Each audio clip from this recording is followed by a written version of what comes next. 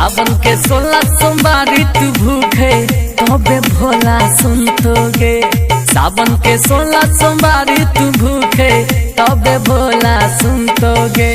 भांगा की गोला चढ़ाएगे सखी सुंदर दुल्हा मिलतोगे। भांगा की गोला चढ़ाएगे सखी सुंदर दुल्हा मिलतोगे।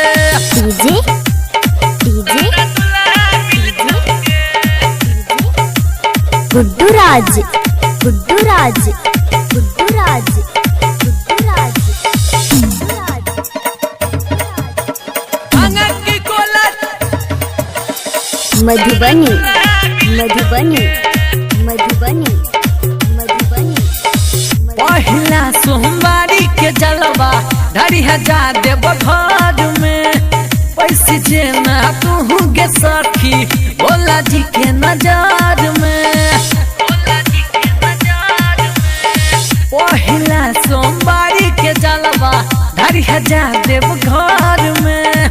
पैसे जेना तू गे सखी भोला जी के नजर में। एक तोरे सना जोड़ी दे तो भोला बाबा ने बिसरतोगे।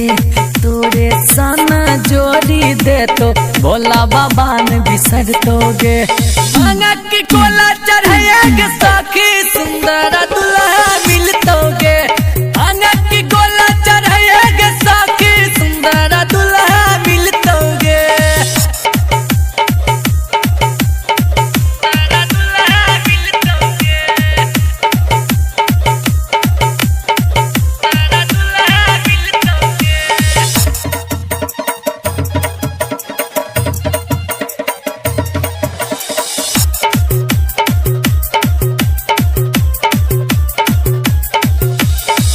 अंतर्यामी भोला दानी जाने सबके मन के। ते कहै छियो दिल सा पूजे भोला जी के चरण के। भोला जी के चरण के अंतर्यामी भोला दानी जाने सबके मन के।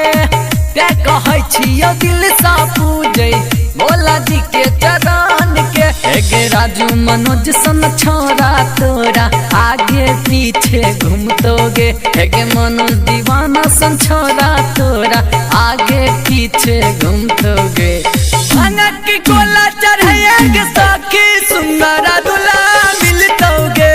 भांगा की गोला चढ़ाएगे सखी सुंदर दुल्हा मिलतोगे। सावन के 16 सोमवारी तू भूखे तबे भोला सुनतोगे। सावन के 16 सोमवारी तू भूखे तबे भोला सुनतोगे। भांगा की गोला चढ़ाएगे सखी सुंदर दुल्हा मिलतोगे। भांगा की गोला चढ़ाएगे सखी सुंदर दुल्हा।